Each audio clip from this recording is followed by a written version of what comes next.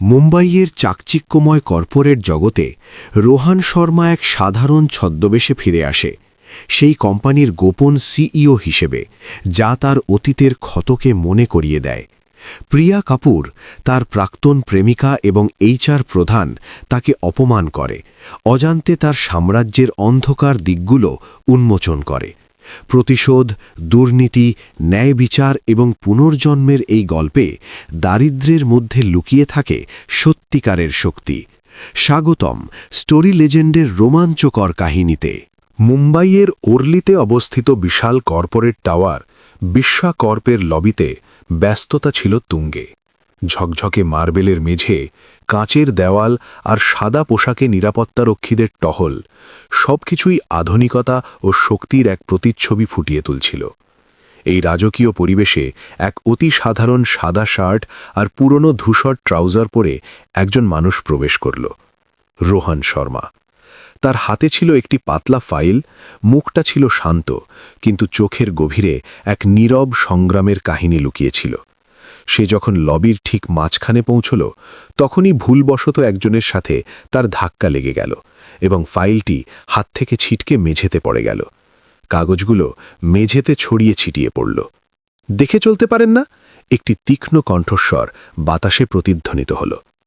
রোহান মাথা উঁচু করে তাকাল। সামনে দাঁড়িয়েছিল প্রিয়া কাপুর, এই কোম্পানির হিউম্যান রিসোর্স বা এইচআর প্রধান। পরিপাটি করে বাঁধা চুল, দামি ডিজাইনার শাড়ি, হীরের দুল আর তীক্ষ্ণ দৃষ্টি, সে রোহানকে চিনতে পারল না। প্রিয়ার নজর রোহানের পুরনো সাধারণ ঘড়িটির ওপর গিয়ে স্থির হল। তার মুখে এক অবজ্ঞার হাসি ফুটে উঠল। সে বলল, এই শহরে এমন কি আছে যে তোমাকে আবার টেনে নিয়ে এলো? কাজের খোঁজে এসেছ, নাকি কোনো পুরনো সম্পর্কের দোহাই দিয়ে আবার ঢোকার চেষ্টা করছ? রোহান শান্ত থাকল। সে মাটি থেকে তার কাগজগুলো কুড়িয়ে নিল এবং একটি পুরনো ডিগ্রি সার্টিফিকেট যত্ন করে ফাইলে রাখল। রোহান খুব নরম কিন্তু স্পষ্ট স্বরে বলল, আমি এখানে কাউকে বিরক্ত করতে আসিনি, আমি শুধু নিজের কাজ করতে চাই। প্রিয়া সশব্দে হেসে উঠল। সেই হাসিতে কোনো দয়া বা পুরনো মায়া ছিল না। সে বলল, এই কোম্পানিতে তোমার অবস্থা দেখে তো মনে হয় তুমি কোনো গুদামের হেল্পার হওয়ার যোগ্যও নও। এই ঘড়িটা দেখো, এটা হয়তো 50 টাকাতেও বিক্রি হবে না। আর এই শার্ট, আজকালকার ড্রাইভাররাও এর চেয়ে ভালো পোশাক পরে। লবিতে উপস্থিত লোকজন তাদের দিকে তাকাতে শুরু করল, কিন্তু প্রিয়ার সেদিকে কোনো ভ্রুক্ষেপ ছিল না। সে আরও এক ধাপ এগিয়ে বলল, তোমার ইন্টারভিউ চাই তো? আচ্ছা, একটা সুযোগ দিচ্ছি। আমার স্যান্ডেলটা একটু নোংরা হয়ে গেছে, এটা পরিষ্কার করে দাও। যদি আমার মনে হয় তোমার মধ্যে বিনীত হওয়ার গুণ আছে, তবে হয়তো তোমার ফাইলটা আমি ওপরে পাঠাবো। রোহান তার চোখের দিকে তাকাল। দুজনের মাঝে এক দীর্ঘ নীরবতা নেমে এলো। নিরাপত্তারক্ষী ও রিসেপশনিস্টরা দম বন্ধ করে দেখছিল কি হয়। এক মুহূর্তের জন্য মনে হলো রোহান হয়তো নুয়ে পড়বে। প্রিয়ার মুখে বিদ্রুপের হাসি আরও চওড়া হল, কিন্তু রোহান সোজা হয়ে দাঁড়াল। তার চোখ এখন আর শীতল নয়, বরং কঠোর ও স্পষ্ট ছিল। সে বলল, আমি ভেবেছিলাম দারিদ্র্যই সবচেয়ে বড় ট্র্যাজেডি, কিন্তু আজ বুঝলাম আসল দুর্ভাগ্য হল মানুষের মন আর চিন্তা যখন দরিদ্র হয়ে যায়। প্রিয়ার মুখের হাসি মিলিয়ে গেল। রোহান বলল, তোমার বাইরে চাকচিক্য আছে, কিন্তু ভেতরে কিছু অবশিষ্ট নেই। এই বলে রোহান ঘুরে দাঁড়িয়ে মূল দরজার দিকে এগিয়ে গেল। কেউ তাকে আটকানোর সাহস পেল না। বাইরে বেরিয়েই সে পকেট থেকে ফোন বের করে একটি আন্তর্জাতিক নম্বরে ডায়াল করল। সে বার্তা পাঠাল, বোর্ডকে জানিয়ে দাও, আমি মুম্বাই শাখার প্রাথমিক পর্যবেক্ষণ শেষ করেছি। পরিস্থিতি ধারণার চেয়েও বেশি খারাপ। আজ বিকেলের মিটিংয়ে আমরা ব্যবস্থা নেওয়া শুরু করব। আমি স্বয়ং উপস্থিত থাকব, ওয়ার্ল্ড অপারেশনসের সিইও হিসেবে। তার কণ্ঠে এখন সেই আত্মবিশ্বাস ছিল যা একটি বিশাল সাম্রাজ্য পরিচালনাকারীর থাকে।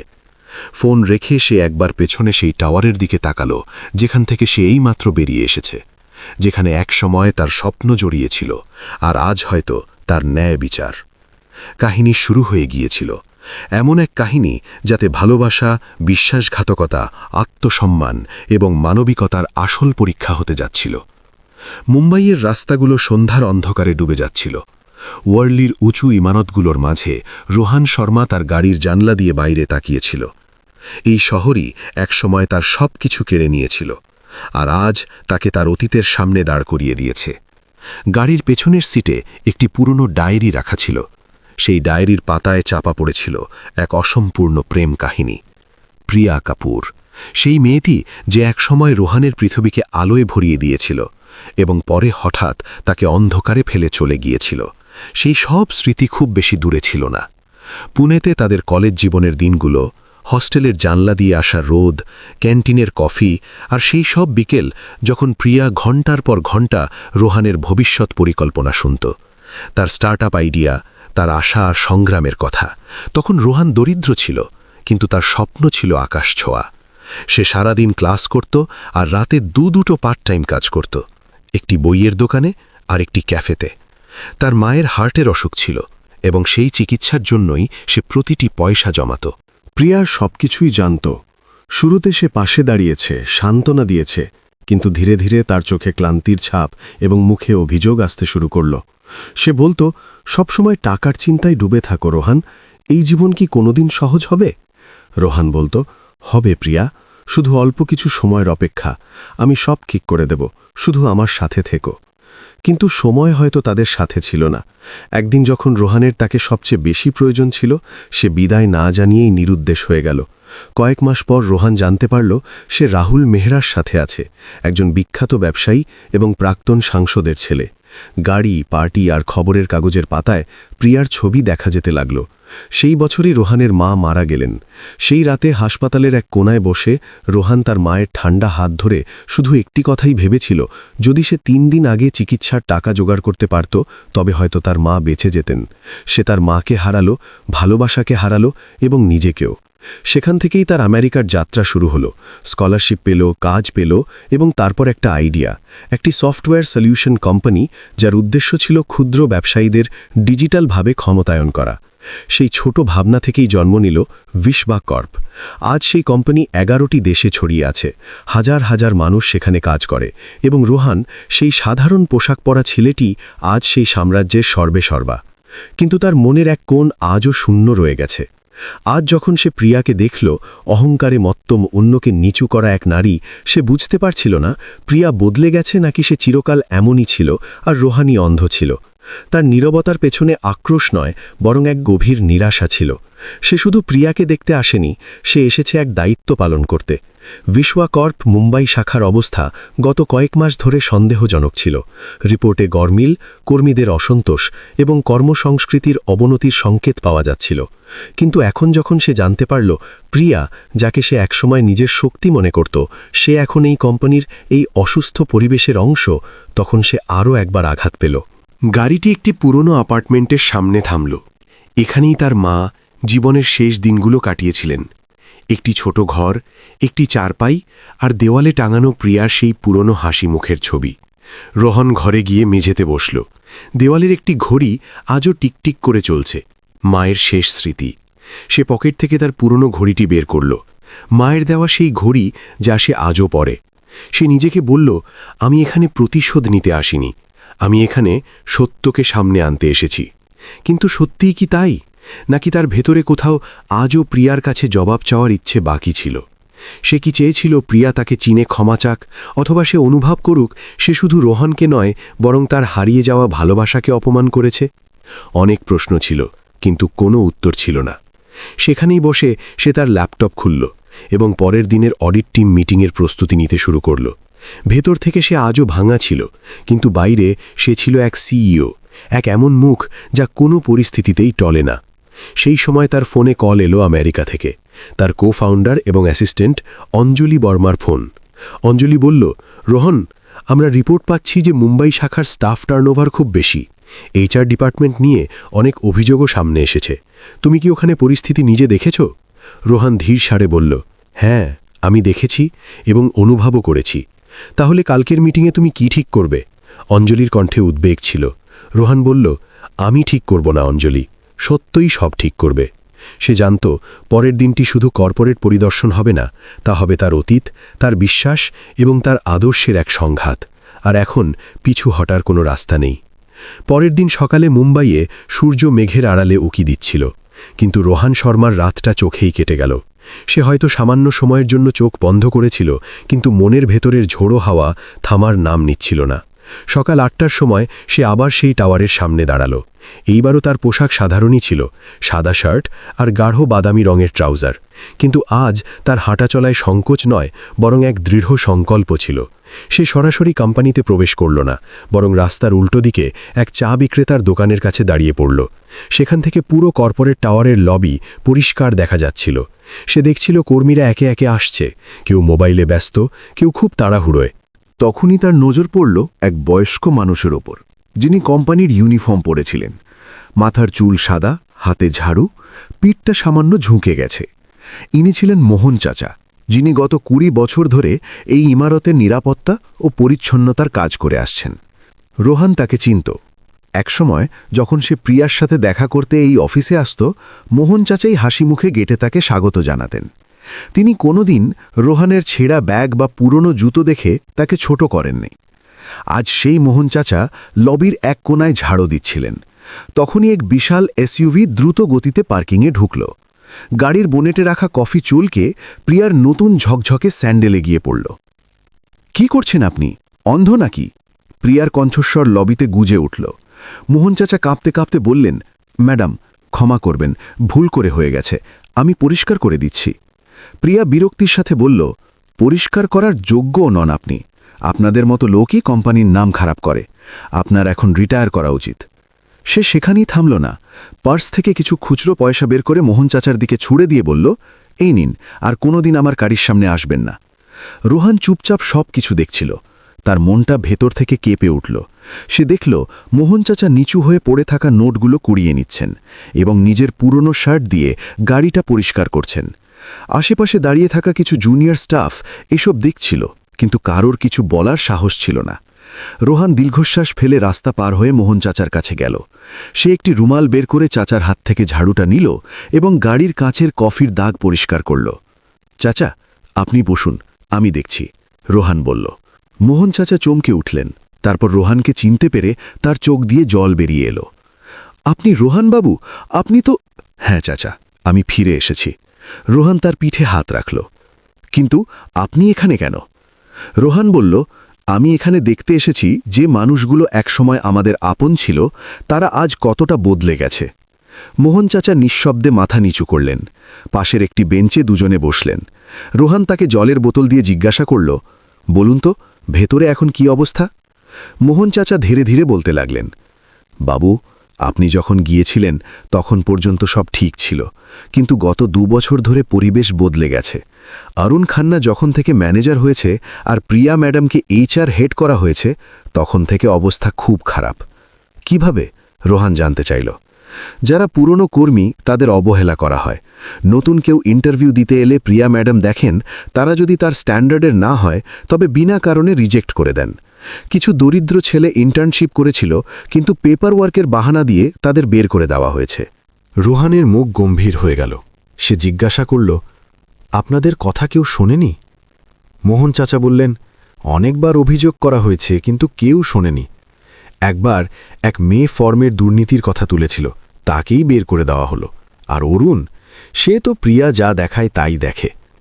রোহান বুঝে গেল এখানে শুধু আর্থিক দুর্নীতি নয়, বরং এক গভীর নৈতিক অবক্ষয় ঘটেছে।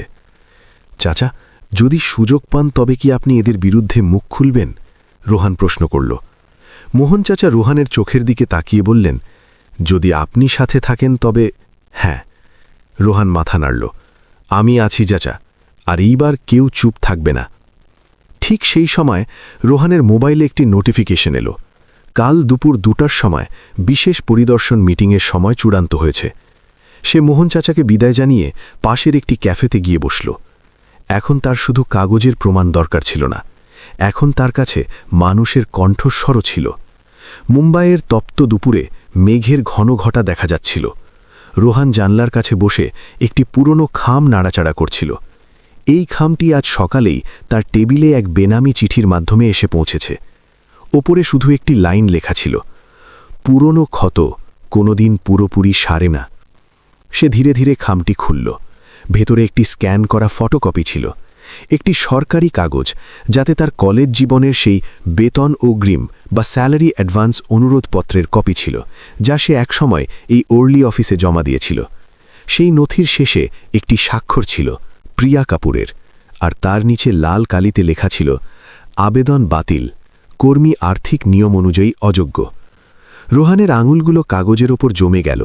তার চোখের সামনে ভেসে উঠল সেই দিনটি যখন সে তার মাকে হারিয়েছিল।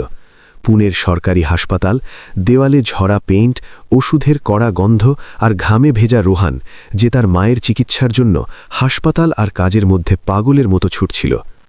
ডাক্তার বলেছিলেন 3 দিনের মধ্যে অপারেশন না হলে রোগীকে বাঁচানো যাবে না। রোহানের জমানো সব টাকা শেষ হয়ে গিয়েছিল। সে মুম্বাই অফিসে যোগাযোগ করে তার বেতন অগ্রিম চেয়ে আবেদন পাঠিয়েছিল এবং পরিষ্কার লিখেছিল মায়ের হার্ট সার্জারির জন্য এই টাকা খুব জরুরি। সে পরের 3 মাসের মাইনে থেকে সেই টাকা কেটে নেওয়ার অনুমতিও দিয়েছিল। সে ভেবেছিল অন্তত মানবিকতার খাতিরে তাকে সাহায্য করা হবে, কিন্তু সেই আবেদনের কোনো উত্তর আসেনি। 3 দিন পর তার মায়ের শ্বাস বন্ধ হয়ে গেল। তিনি একা এক সরকারি হাসপাতালের বেডে ছেলেকে শেষবার না দেখেই চলে গেলেন। সেদিন রোহান নিজেকে কথা দিয়েছিল সে তার চোখের জলকে শক্তিতে রূপান্তর করবে। আজ সেই কাগজ হাতে নিয়ে তার মনে হল যেন এক বিশাল ধোঁকা তার বুকের ওপর চেপে বসছে। সে নিঃশব্দে ল্যাপটপ খুলল এবং বিশ্বাকর্পের মেইন সার্ভারে লগ করে প্রিয়া কাপুরের এমপ্লয়ি প্রোফাইল বের করল। সে দেখল গত কয়েক বছরে এরকম বহু আবেদন প্রিয়া মঞ্জুর করেছে। কারুর জন্মদিন পার্টি, কারুর ছুটি কাটানো, এমনকি কারুর গাড়ির ডাউন পেমেন্টের জন্যও টাকা দেওয়া হয়েছে। কিন্তু তার মায়ের সার্জারির আবেদনটি বাতিল করা হয়েছিল। এটা কি শুধু নিয়মের দোহাই ছিল নাকি অন্য কিছু? তখনই অঞ্জলির ফোন এলো। সে আমেরিকা থেকে অডিট দেখছিল। সে জানালো, রোহান, আমি তোমাকে আরও একটা ইমেল ফরওয়ার্ড করেছি। এক প্রাক্তন কর্মী কিছু ইন্টারনাল চ্যাট আর ইমেল পাঠিয়েছে যা HR পলিসি নিয়ে বড় প্রশ্ন তুলছে। রোহান ইমেলটি খুলল। প্রিয়া আর অরুণ খান্নার মাঝখানের একটি চ্যাট ছিল, যেখানে প্রিয়া লিখেছিল, এই ছেলেটি এখন জুনিয়র, কোনো প্রভাব নেই, এর জন্যে ফিন্যান্সিয়াল রিস্ক নেওয়ার মানে হয় না, একজনকে দিলে বাকিরা সুযোগ খুঁজবে। রোহান ইমেলটি বন্ধ করে দিল। তার বুকের ভেতর এক তীব্র জ্বালা অনুভব হচ্ছিল। সে বুঝতে পারল এটা কোনো নিয়মনিষ্ঠ সিদ্ধান্ত ছিল না, এটা ছিল এক অহংকারী মনের অমানবিক আচরণ যা তার মায়ের প্রাণ কেড়ে নিয়েছিল। পরের দিনের মিটিং এখন আর শুধু অডিট রিপোর্ট নয়, তা এক নৈতিক বিচারের প্রশ্ন হয়ে দাঁড়িয়েছে। সেই সন্ধ্যায় রোহান মোহন চাচা আর অফিসের আরও 3 কর্মীর সাথে গোপনে দেখা করল। একজন অ্যাকাউন্ট্যান্ট, একজন টেক টিমের সদস্য আর একজন প্রাক্তন ইন্টার্ন। রোহান বলল, আমি চাই আপনারা সব সত্যি খুলে বলুন। আমি জানি এতে ঝুঁকি আছে, কিন্তু এখন মুখ খোলা খুব দরকার। ইন্টার্ন মেয়েটি বলল, আমি 3 মাস ডাবল শিফট করেছি, কিন্তু আমাকে বলা হলো আমি সোশ্যাল গ্রুমিংয়ে পিছিয়ে আছি। তারা আসলে বলতে চেয়েছিল আমি গরিব, তাই আমি এই কালচারে মানানসই নই। অ্যাকাউন্ট্যান্ট একটি রসিদ দেখালো, যেখানে অফিসের মেরামতের নামে 5 লাখ টাকার বিল করা হয়েছে, কিন্তু খরচ হয়েছে মাত্র 80,000 টাকা। রোহান সব কিছু মন দিয়ে শুনল। সে বুঝে গেল এই লড়াই এখন শুধু তার একার নয়, এটা সেই সব মানুষের যারা সম্মান আর ন্যায়ের আশায় কাজ করতে আসে। পরের দিন সকালে ওয়ার্লির সেই টাওয়ারে এক অন্যরকম পরিবেশ ছিল। সর্বত্র এক চাপা উত্তেজনা ও ফিসফাস। খবর ছড়িয়ে গিয়েছিল যে বিশ্বাকর্পের গ্লোবাল CEO রোহান শর্মা নিজে পরিদর্শনে আসছেন। প্রিয়া আর অরুণ খান্নার কপালে চিন্তার ভাঁজ দেখা দিল। অরুণ বারবার তার মোবাইল চেক করছিল আর প্রিয়া জানলার বাইরে কাকিয়েছিল। সে অরুণের প্রশ্নের উত্তরে ধীর স্বরে বলল, আমরা তো সিস্টেম অনুযায়ী কাজ করেছি, সে যদি ব্যক্তিগতভাবে কিছু করে তবে সেটা তার দুর্বলতা। কিন্তু ভেতরে ভেতরে প্রিয়াও কাঁপছিল। অফিসের সামনে একটি কালো সেডান গাড়ি ঢুকল, কিন্তু কেউ সেখান থেকে নামল না। সবাই অধীর আগ্রহে অপেক্ষা করছিল। রিসেপশনের ফুল আর রেড কার্পেট বিছানো হয়েছিল। ঠিক তখনই রাস্তার ওপার থেকে একজন সাদা কুর্তা পাজামা পরা মানুষ হেঁটে আসতে লাগল। রোহান শর্মা। কোনো আড়ম্বর ছাড়াই সে সরাসরি গেট দিয়ে ভেতরে ঢুকল। কোনো গার্ড তাকে আটকাল না, কারণ সিকিউরিটি চিফ আগেই সবাইকে বলে দিয়েছিলেন যে ইনি এই কোম্পানির আসল মালিক। প্রিয়া লবিতা কাড়িয়েছিল, হাতে একতোড়া ফুল নিয়ে। রোহান ভেতরে ঢুকতেই সারা ঘর নিস্তব্ধ হয়ে গেল। প্রিয়া সাহস করে এগিয়ে গিয়ে বলল, welcome to Mumbai branch mister Sharma. Rohan তার দিকে এক পলক তাকালো এবং কোনো কথা না বলে তাকে এড়িয়ে সোজা এগিয়ে গেল। প্রিয়ার হাতের ফুলের তোড়া হাতেই থেকে গেল। রোহান সরাসরি তার অস্থায়ী কেবিনে গেল। সেখানে অঞ্জলি আগে থেকেই উপস্থিত ছিল। সে জানালো যে সেই 3 জন কর্মী যাদের সাথে কাল কথা হয়েছিল তারা সবাই উপস্থিত আছে। দুপুর 2টোর সময় কনফারেন্স রুমে মিটিং শুরু হলো। প্রিয়া, অরুণ, ফিনান্স হেড এবং অন্যান্য বড় পদাধিকারীরা সেখানে ছিলেন। ঘরের টান টান উত্তেজনা বিরাজ করছিল। রোহান ঠিক 2টোর সময় ভেতরে ঢুকল। তার পেছনে অঞ্জলি ও 2 জন রক্ষী ছিল। রোহান বলল, বসে পড়ুন সবাই, তবে এই বসাটা স্থায়ী হবে না। যারা আজ সত্যি বলবে তারা থাকবে, আর যারা চুপ থাকবে তারা নিজেদের বাইরে বলে ধরে নেবে। রোহান একটি ফোল্ডার টেবিলের উপর রাখল। তাতে ছিল দুর্নীতির নথি, জাল রসিদ এবং সেই পুরনো বেতন অগ্রিমের আবেদনপত্র। প্রিয়ার নজরে সেই কাগজটি পড়তেই তার মুখ ফ্যাকাশে হয়ে গেল। রোহান শান্ত গলায় জিজ্ঞাসা করল, মিস কাপুর, আপনার কি মনে পড়ে এই কাগজটা কি? প্রিয়া চুপ করে থাকল। রোহান চিৎকার করে উঠল না, কিন্তু তার গলার স্বর ছিল গম্ভীর। সে বলল, এটি একজন কর্মীর জরুরি সাহায্যের আবেদন ছিল তার মায়ের সার্জারির জন্য, কিন্তু আপনি তা খারিজ করেছিলেন। অরুণ মাঝপথে কথা বলতে গিয়ে বলল, কিন্তু স্যার, ওটা তো পলিসি অনুযায়ী। রোহান বাধা দিয়ে বলল, তাহলে সেই পলিসি কথাই ছিল যখন লোকে কার লোন আর পার্টির জন্য টাকা পাচ্ছিল? রোহান অডিট রিপোর্টটি টেবিলের ওপর ছুড়ে দিল। সে বলল, এখানে শুধু ফিনান্সিয়াল নয়, মানবিকতার হত্যার প্রমাণও আছে। পুরো ঘরে পিনপতন নীরবতা। রোহান বলল, আমি চাইনি এই মিটিংটা এতটা ব্যক্তিগত হোক, কিন্তু যখন অন্যায় ব্যক্তিগত হয় তখন বিচারও তেমনই হওয়া উচিত। এখন আমি বাকিদের কাছ থেকে শুনব তারা এই সিস্টেম নিয়ে কী ভাবে। সবাই অবাক হয়ে রোহানের দিকে তাকিয়েছিল। প্রিয়ার আত্মবিশ্বাস সম্পূর্ণ ধূলিসাৎ হয়ে গিয়েছিল এবং সবার মনে এখন একটাই প্রশ্ন ছিল, সব সত্যি কি এবার সামনে আসবে? কনফারেন্স রুমের বাতাস ভারী হয়ে উঠেছিল। রোহান একে একে মোহন চাচা, অ্যাকাউন্টেন্ট আলিশা আর টেকনিক্যাল স্টাফ শরৎকে কথা বলার সুযোগ দিল।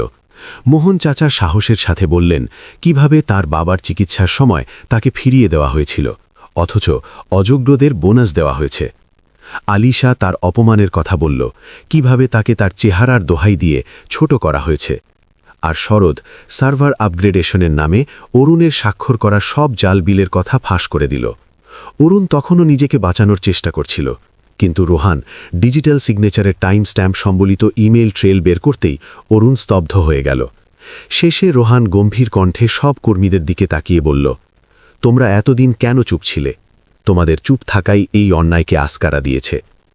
পুরো কনফারেন্স রুম জুড়ে এক অদ্ভুত অস্থিরতা আর মুক্তির আমেজ একই সাথে মিশে গিয়েছিল। রোহান শর্মা তার সিট থেকে উঠে দাঁড়াল। সে আজ শুধু কোম্পানির মালিক হিসেবে নয়, একজন ছেলের হারানো সম্মান আর একজন মানুষের ন্যায় বিচারের প্রতীক হয়ে দাঁড়িয়েছিল। কণ্ঠে বলল, কিন্তু এখন আর নয়, এখন সত্যি বলার সময় এসেছে। প্রিয়া প্রথমবারের মতো কিছু বলার চেষ্টা করল। আমি মানি যে কিছু সিদ্ধান্ত কঠোর ছিল, কিন্তু সব কিছুর দোষ আমার উপর চাপানো যায় না। আমি শুধু সেটাই করতাম যা আমাকে বলা হতো।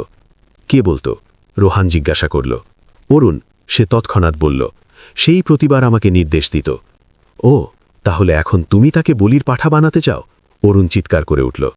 তোমাকে কি মনে হয় আমি একাই সব করেছি? রোহান দুজনের দিকে তাকাল।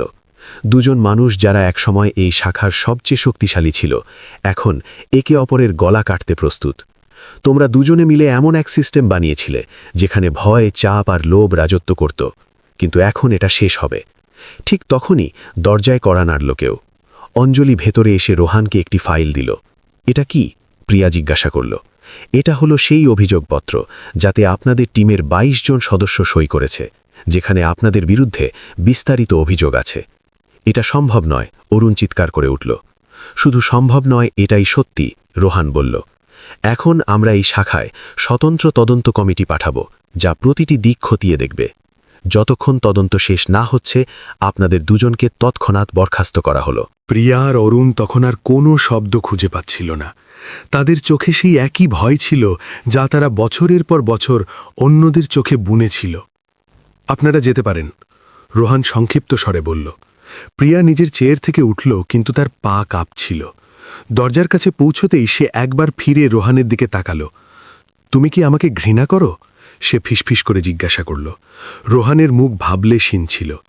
ঘৃণা করার মতো সময় নেই, আমি উন্নতি করতে চাই, আর কিছু আত্মা এতটাই হারিয়ে যায় যে তাদের ছেড়ে দেওয়াই ভালো। প্রিয়ার চোখে জল ছিল, কিন্তু তার পড়ল না। সে দরজা খুলে বাইরে বেরিয়ে গেল, পেছনে পেছনে অরুণও। ঘরে রয়ে গেল সেই সব মানুষ যারা এখন এক নতুন যুগের সূচনার অংশ হতে যাচ্ছিল। রোহান তাদের দিকে তাকিয়ে বলল, এখন এই শাখা শুধু একটি অফিস নয়, একটি উদাহরণ হবে, এবং এর জন্য আমি তোমাদের সাথে আছি। সকল কর্মচারী এক স্বরে মাথা নাড়ল, এবং এখান থেকেই শুরু হলো পরিবর্তনের সেই সফর, যার এক ঝলক সবাই অনুভব করেছিল, কিন্তু এখন তা বাস্তবে রূপ নিতে যাচ্ছিল। প্রিয়া আর অরুণ যখন দপ্তর থেকে বাইরে বেরোল, তখন তাদের পেছনে বন্ধ হতে থাকা কাচের দরজাটি যেন এক যুগের অবসানের ঘণ্টা বাজাল। বাইরের রোদ তীব্র ছিল, কিন্তু তাদের ভেতরের অস্থিরতা আর লজ্জা তার চেয়েও বেশি জ্বলন্ত ছিল। অরুণ কোনো কথা না বলে নিজের গাড়ির দিকে এগিয়ে গেল। প্রিয়া সেখানেই দাঁড়িয়ে থাকল। এক মুহূর্তের জন্য সে ওপরের দিকে সেই ইমারতটির দিকে তাকালো, যাকে একসময় সে নিজের শক্তির কেল্লা মনে করত। এখন তা একটি পাহাড়ের মতো মনে হচ্ছিল, যা যেন তার উপর ভেঙে পড়েছে। সেখান থেকে কিছুটা দূরে রাস্তার ধারে এক খবরের কাগজ বিক্রেতা ছেলে জোরে চিৎকার করছিল, বড় কোম্পানিতে বড় কেলেঙ্কারি, 2 অফিসার বরখাস্ত। প্রিয়ার পা টলমল করে উঠল এবং সে একটি বেঞ্চে বসে পড়ল। তার মন পুরনো দিনগুলোর দিকে ফিরতে লাগল, সেই দিন যখন সে এই চাকরির শুরু করেছিল নতুন উৎসাহ, আদর্শ আর একটি উদ্দেশ্য নিয়ে। কিন্তু সময়ের সাথে সেই উদ্দেশ্য আবছা হয়ে গিয়েছিল, আর আজ যখন সব কিছু ছিনিয়ে নেওয়া হলো, তখন তার নিজের ওপর রাগ নয়, বরং দুঃখ হচ্ছিল যে সে কবে আর কিভাবে এত বদলে গিয়েছিল, আর কেন। ঠিক সেই সময় তার ফোন বাজল। স্ক্রিনে মায়ের নাম জলজল করছিল। হ্যালো মা, সে ধীর স্বরে বলল। মেয়ে, আমি নিউজ দেখছিলাম, সব কিছু কি ঠিক আছে? তুই কি কিছু ভুল করেছিস? প্রিয়া এক দীর্ঘশ্বাস ফেলল। এখন মিথ্যে বলার কোনো মানে ছিল না। হ্যাঁ মা, আমি ভুল করেছি, অনেক ভুল। ফোনের ওপারে কিছুক্ষণ নীরবতা থাকল। তারপর মায়ের কণ্ঠস্বর এলো, তুই শুধরে যেতে পারিস, তুই আবার শুরু করতে পারিস, কিন্তু তার জন্য সবচেয়ে আগে তোকে নিজেকে ক্ষমা করা শিখতে হবে, আর অন্যদের কাছে ক্ষমা চাওয়ার সাহস সঞ্চয় করতে হবে। ফোন কাটার পর প্রিয়ার চোখ থেকে জল বেরিয়ে এলো। সে ভাবল, সে কি সত্যি আবার নিজেকে শুধরে নিতে পারবে? তার অতীত কি কোনোদিন তাকে ছেড়ে যাবে? ওদিকে রোহান নিজের কেবিনে বসে অঞ্জলির কাছ থেকে রিপোর্ট নিচ্ছিল। স্টাফদের মধ্যে এক নতুন শক্তি কাজ করছে স্যার। অঞ্জলি হেসে বলল, মানুষ এখন প্রাণ খুলে কথা বলছে, আইডিয়া শেয়ার করছে, মনে হচ্ছে যেন কেউ সব বাধা সরিয়ে দিয়েছে। এটা শুরু মাত্র, রোহান ধীরে ধীরে বলল, কিন্তু সবচেয়ে বড় কাজ তখনই হবে যখন আমরা এই পরিবর্তনকে স্থায়ী করতে পারব। স্যার, অঞ্জলি কিছুটা দ্বিধাবোধ করল, আপনি কি প্রিয়া ম্যামকে ক্ষমা করে দিয়েছেন? রোহান কিছুক্ষণ চুপ থাকল, তারপর বলল, আমি তাকে দোষ দেইনি। দোষ সেই ব্যবস্থার ছিল যা তাকে এটা বিশ্বাস করিয়ে দিয়েছিল যে সহানুভূতি হল দুর্বলতা আর অধিকারী হল শক্তি। কিন্তু এখন আমি চাই সে নিজের লড়াই নিজে লড়ুক। যা আমি করতে পারতাম তা আমি করেছি। আপনি কি তাকে আবার কোনোদিন দেখতে চাইবেন? না, রোহান দৃঢ় স্বরে বলল, কারণ যে অতীত আমাদের নিচে নামিয়ে দিয়েছে তার সাথে যুক্ত হওয়ার ইচ্ছে আবার আমাদের সেখানেই নিয়ে যাবে। আমি ভবিষ্যতের দিকে তাকাতে চাই। সন্ধ্যায় প্রিয়া নিজের পুরনো অ্যাপার্টমেন্টে ফিরে এলো। সেই অ্যাপার্টমেন্ট যা সে বছরখানেক আগে ছেড়ে দিয়েছিল যখন তার মাইনে বেড়েছিল আর সে পশ কলোনিতে ফ্ল্যাট নিয়েছিল। সেখানে পুরনো প্রতিবেশী রামু কাকা এখনও নিচে বসে খবরের কাগজ পড়ছিলেন। আরে বেটি, কত বছর পর দেখা দিলে। এখনও সেই তেজি চাল আর বড় কোম্পানির অফিসারের শান আছে, নাকি কুছ বদলে গেল? প্রিয়া হাসল, প্রথমবারের মতো মন থেকে। সব কিছু বদলে গেছে কাকা, এখন আমি শুধু প্রিয়া, আবার শেখার আর বোঝার প্রিয়া। সে নিজের ছোট ঘরে গেল, পুরনো বইয়ের আলমারি খুলল। মাঝখানে একটি ডায়েরি রাখা ছিল যাতে লেখা ছিল প্রিয়া স্বপ্নের পৃথিবী। সে প্রথম পাতাটি খুলল, যাতে লেখা ছিল, যদি কোনোদিন তোমার মনে হয় যে তুমি রাস্তা হারিয়ে ফেলেছ, তবে সবচেয়ে আগে সেই জায়গায় ফিরে যাও যেখান থেকে তুমি স্বপ্ন দেখা শুরু করেছিলে। সেখান থেকেই সঠিক পথ আবার শুরু হবে। সেই রাতে প্রিয়া প্রথমবারের মতো শান্তিতে ঘুমালো, একটি বোঝা নামিয়ে রেখে এক নতুন সংকল্প নিয়ে। পরের দিন সে একটি এনজিওতে আবেদন করল, সেই জায়গা যা দরিদ্র শিশুদের পড়াশোনা আর স্কিল ট্রেনিং দিত। ইন্টারভিউতে সে নিজের অতীত গোপন করল না, বরং গর্বের সাথে স্বীকার করল, আমি ভুল করেছি, সে বলল, কিন্তু এখন আমি সেই সব মানুষের জন্য কাজ করতে চাই যাদের সিস্টেম সবসময় দাবিয়ে রেখেছে, যেমনটা আমি করেছিলাম। আমি পরিবর্তনের অংশ হতে চাই, ক্ষমার নয়। ওদিকে রোহান তার অফিসে একটি নতুন যোজনার ঘোষণা করল। উম্মিদ নামক প্রোগ্রাম, যাতে বঞ্চিত শ্রেণীর যুবকদের ইন্টার্নশিপ আর স্কলারশিপ দেওয়া হবে, স্বচ্ছ বাছাই প্রক্রিয়ার সাথে। যখন আলিশা এটা শুনল, তার চোখে এক নতুন উজ্জ্বলতা এলো। এখন সে শুধু একজন ইন্টার্ন নয়, বরং পরিবর্তনের প্রতিনিধি ছিল। প্রিয়া সেই এনজিওতে একজন জুনিয়র কোঅর্ডিনেটরের চাকরি পেল। মাইনে খুব সামান্য ছিল, কিন্তু তার আত্মসম্মান ধীরে ধীরে ফিরে আসছিল। একদিন কাজ থেকে ফেরার সময় সে দেখল একটি বাচ্চা ছেঁড়া পোশাকে বই পড়ার চেষ্টা করছে। প্রিয়া তার কাছে বসল, বইটা সোজা করে দিয়ে জিজ্ঞাসা করল, কোন ক্লাসে পড়ো? পড়াশোনা করি না ম্যাডাম, কিন্তু হতে চাই ইঞ্জিনিয়ার। প্রিয়া তাকে ভালো করে দেখল। তার চোখে সেই একই চমক ছিল যা একসময় প্রিয়ার চোখে থাকত। সে বইটা নিল আর বলল, যদি তুমি প্রস্তুত থাকো তবে আমি তোমাকে পড়াবো, কিন্তু একটা শর্ত আছে, যখন তুমি বড় হবে তখন কাউকে ছোট ভাববে না। বাচ্চাটি মাথা নাড়ল। প্রিয়া হাসল। মাঝে মধ্যে শোধনের শুরু অন্যদের জন্য ভালো কিছু করার মাধ্যমে হয়, আর এখান থেকেই প্রিয়ার যাত্রা নতুন রূপে শুরু হলো, এক নতুন আলোর সাথে, যা শুধু বাইরে নয়, ভেতরেও জ্বলতে শুরু করেছিল। দিল্লির নতুন শাখায় প্রিয়া যেভাবে কাজ শুরু করেছিল তা এখন একটি আন্দোলনের রূপ নিয়েছিল। আশেপাশের বস্তি থেকেও মানুষ তাদের ছোট পাঠশালায় আসতে লাগল। সেখানে পড়া শিশুরা এখন তাদের ছোট ভাই বোনদেরও সাথে নিয়ে আসত। প্রতি সন্ধ্যায় সেই ছোট জায়গাটি এক আশার আলোয় ভরে উঠত, যেন কোনো প্রদীপ অন্ধকারে মিটমিট করছে।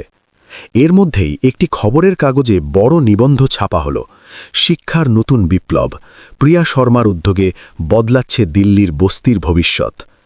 এই লেখাটি সারা শহরে আলোড়ন ফেলে দিল। অনেক সমাজকর্মী, শিক্ষাবিদ, এমনকি কিছু নেতাও প্রিয়ার সাথে যোগাযোগ করতে শুরু করল।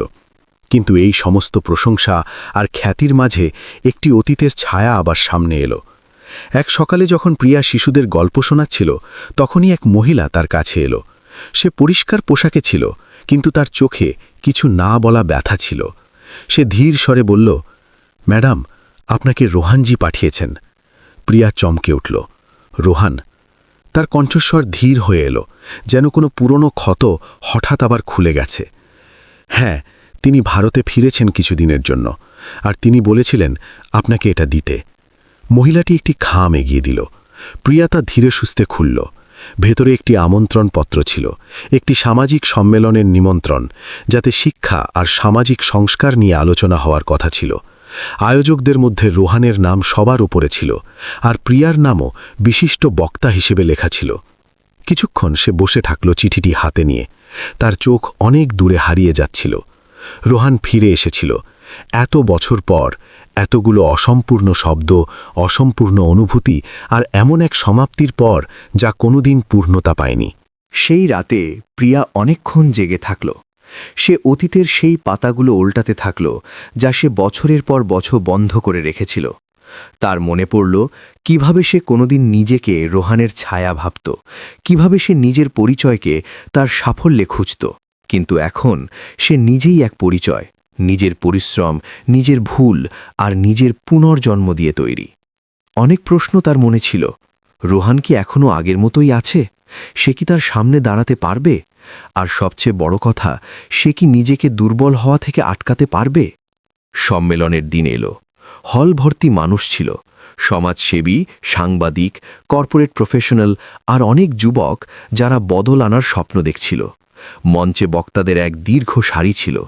যখন প্রিয়ার নাম ডাকা হলো, তখন হলে করতালিতে ফেটে পড়ল। কিন্তু তার নজর ছিল সবার সামনের সারিতে, যেখানে রোহান বসেছিল। তাকে এখন আগের চেয়ে অনেক বেশি পরিণত লাগছিল। তার চোখে এখনও সেই একই গভীরতা ছিল, কিন্তু তাতে এখন এক কোমলতা ছিল, এক বিনয় যা আগে কোনোদিন দেখা যায়নি। প্রিয়া মঞ্চে পৌঁছালো, মাইক ধরল আর কিছুক্ষণ নীরব থাকল। আমি আজ এখানে কোনো এডুকেশন প্রজেক্টের সফলতার কথা বলতে আসিনি, সে ধীর কিন্তু স্পষ্ট স্বরে বলল। আমি এখানে সেই ব্যর্থতাগুলোর কথা বলতে এসেছি যা আমাদের শেখায় যে আসল জয় কী। সে নিজের যাত্রা সম্পর্কে বলল, কর্পোরেট চাকচিক্য থেকে শুরু করে মাটির ধুলো পর্যন্ত, আত্মসন্দেহ থেকে শুরু করে আত্মবিশ্বাস পর্যন্ত। সে জানালো কিভাবে পরিবর্তন শুধু সিস্টেমে নয়, ব্যক্তির ভেতরেও হওয়া উচিত। আমাকে সবচেয়ে বড় শিক্ষা তখনই মিলেছে, সে বলল, যখন আমি প্রথমবার নিজেকে ক্ষমা করেছি। আমরা প্রায়ই অন্যদের কাছে ক্ষমা চাই, কিন্তু নিজের কাছে ক্ষমা চাবার সাহস সঞ্চয় করতে পারি না। পুরো হল নিস্তব্ধ ছিল। রোহানের চোখ ভিজে এলো। সে জানত এই শব্দগুলো শুধু জনসাধারণের জন্য ছিল না, তার মধ্যে কিছু রোহানের জন্যেও ছিল। অনুষ্ঠানের পর প্রিয়া যখন বাইরে বেরোচ্ছিল, তখন এক পরিচিত কণ্ঠ তাকে ডাকল, প্রিয়া। সে পেছনে ফিরল। রোহানকার সামনে দাঁড়িয়েছিল, হাতে একটি পুরনো ডায়েরি ধরা ছিল, সেই একই ডায়েরি যাতে সে কোনোদিন তার জন্য কবিতা লিখত। এটা তোমার জন্য, সে ধীর স্বরে বলল। অনেক দেরি হয়ে গেছে জানি, কিন্তু এখনও অসম্পূর্ণ কিছু নেই। প্রিয়া ডায়েরিটি নিল না। তার চোখে কোনো বিরক্তি ছিল না, কিন্তু কোনো আশাও ছিল না। সে শুধু হাসল। এখন আর কিছুই অসম্পূর্ণ নেই রোহান, সে বলল। যা শেষ হয়ে গেছে তা আমাদের শেখাতে এসেছিল, যা বাকি আছে তা আমাদের এগিয়ে যেতে দেবে। রোহান মাথা নিচু করল। সে জানত সে এই যুদ্ধে হেরে গেছে, কিন্তু খুব সুন্দরভাবে। সেই সন্ধ্যায় প্রিয়া বস্তিতে ফিরে এলো। সে মঞ্চের আলোর চেয়েও বেশি শান্তি সেই গলির হালকা আলোতে পেত, যেখানে শিশুরা এখনও তার অপেক্ষা করত। একটা বাচ্চা দৌড়ে এসে বলল, দিদি, আজ আপনি টিভিতে বলছিলেন না, আপনি তো অনেক বড় হয়ে গেছেন। প্রিয়া হাসল এবং হাঁটু গেড়ে বসে বাচ্চাটির চোখের দিকে তাকালো। বড় তো তুই হবি অর্জুন, আমি তো শুধু রাস্তা দেখাচ্ছি। চাঁদের আলো আকাশে ছড়িয়ে পড়েছিল, আর প্রিয়া অনুভব করল যে জীবন তাকে যে সবচেয়ে বড় উপহার দিয়েছে তা হল স্বাধীনতা, নিজের শর্তে বাঁচার স্বাধীনতা।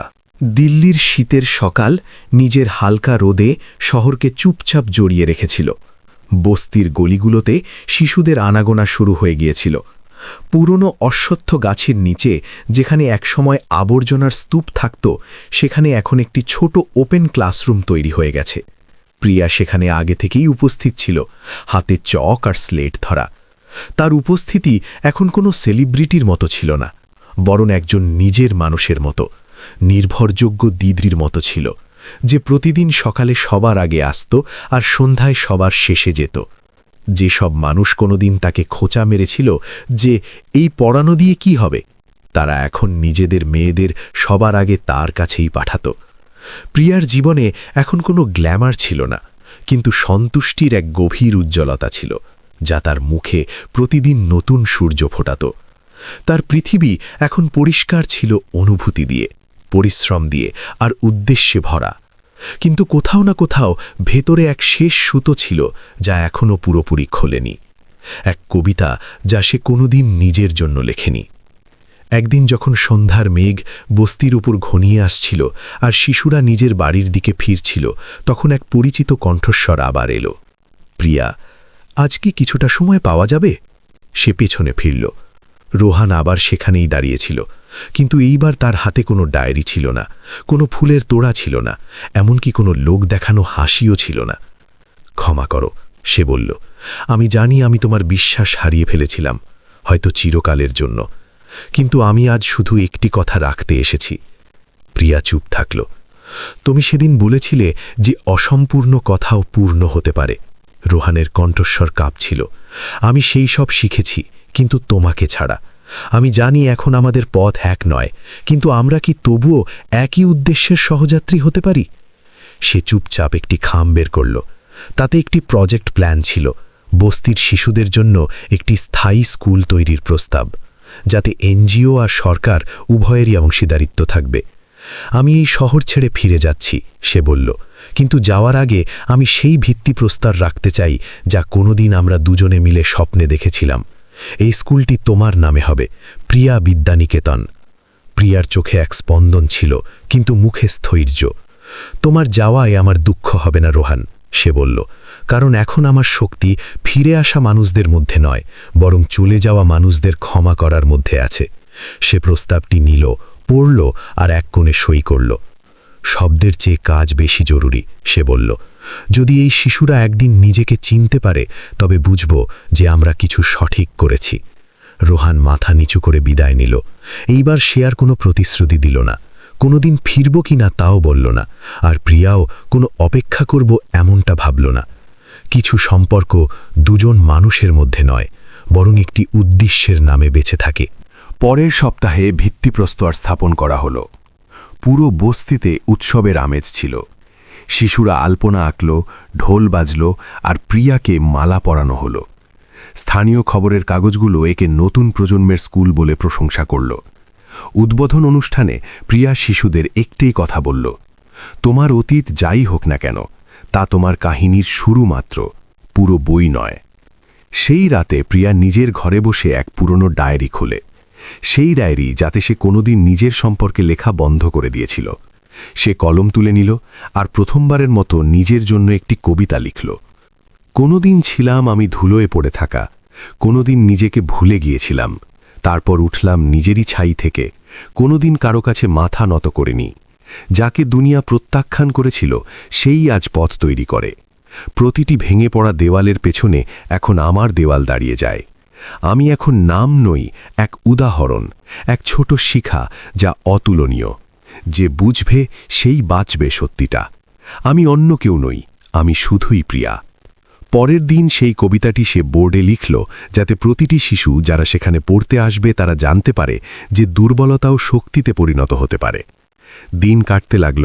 স্কুল এখন একটি প্রতিষ্ঠানে পরিণত হয়েছিল। অনেক স্বেচ্ছাসেবী, শিক্ষক আর স্থানীয় মানুষ মিলে একে একটি আন্দোলনে বদলে দিয়েছিল। প্রিয়া এখনও আগের মতোই সাধারণ ছিল, কিন্তু তার উপস্থিতিতে শত শত জীবন রঙিন ছিল। কোনোদিন একটি ভেঙে পড়া মেয়ে ছিল যে আলোকে ভয় পেত। এখন সে এক নারী যে নিজেই আলো হয়ে গেছে।